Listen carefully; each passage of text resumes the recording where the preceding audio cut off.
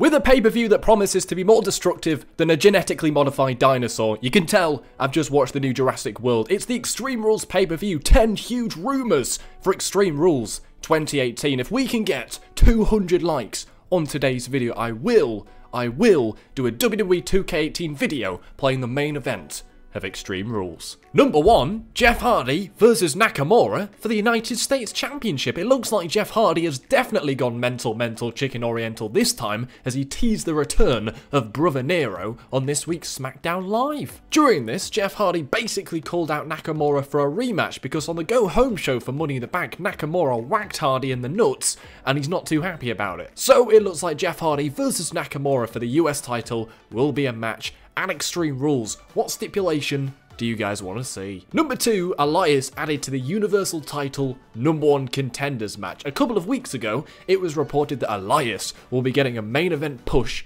over the summer and strum himself into the Universal title scene. This has brought speculation that he will be added into the main event for Extreme Rules, where he could possibly become the #1 contender for Brock Lesnar's Universal Championship. I'm still not really sure where Lesnar is. We're gonna find aliens before we find that kid. Number 3, Seth Rollins and Roman Reigns both win the match and go on to SummerSlam to face Brock Lesnar in a triple threat match. With Seth Rollins' recent success with the Intercontinental Championship, WWE officials then decided for him to drop the belt so he could go in to the Universal title picture, with fans surprisingly not too excited about Lesnar versus Reigns again at SummerSlam. It's possible that both Reigns and Rollins somehow will win this match and be facing Brock at SummerSlam. Could it end in a double pin? Something like that. It's assumed that we possibly could be getting Rollins, Reigns, Lesnar, triple threat action at SummerSlam instead of just Reigns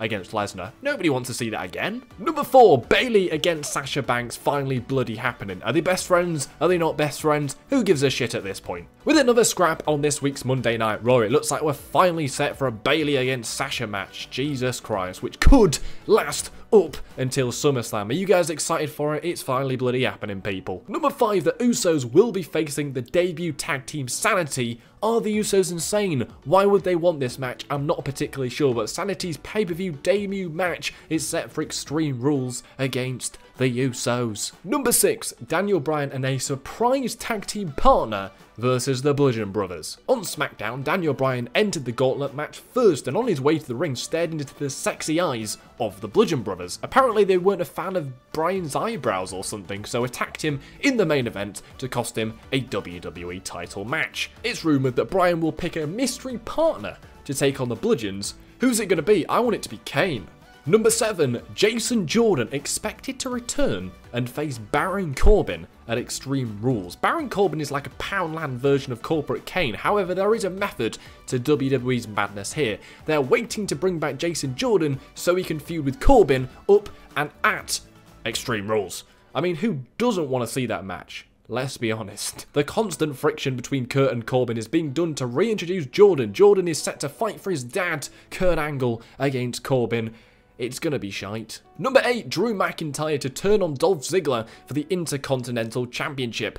Ziggler is expected to retain his title against Rollins on next week's Raw, but who the bloody hell is going to face Dolph at Extreme Rules? His tag team partner, of course. McIntyre seems like he'll do anything for gold in the WWE at this point, and with the fans not really fully understanding this weird relationship between the two, it looks like McIntyre could quite easily cause a shockwave in the next few weeks and enter the IC title feud by attacking his own tag team partner. Number 9, Becky Lynch moves into the SmackDown Live Women's title picture. Twitter was up in flames more than Becky Lynch's hair when she didn't win the Money in the Bank briefcase, and WWE officials backstage are looking to hop onto this sudden hype behind Becky and put her in the women's title picture against Carmella on SmackDown. Fans have not really got behind Asuka in the feud against Carmella, and with the sudden reintroduction of James Ellsworth, Becky makes perfect sense to enter the title picture for Extreme Rules. And number 10, Braun Strowman versus Kevin Owens. It's Big Fat Fuck against Big Fat Fuck. To keep Braun busy whilst Vince continues his search for Brock Lesnar,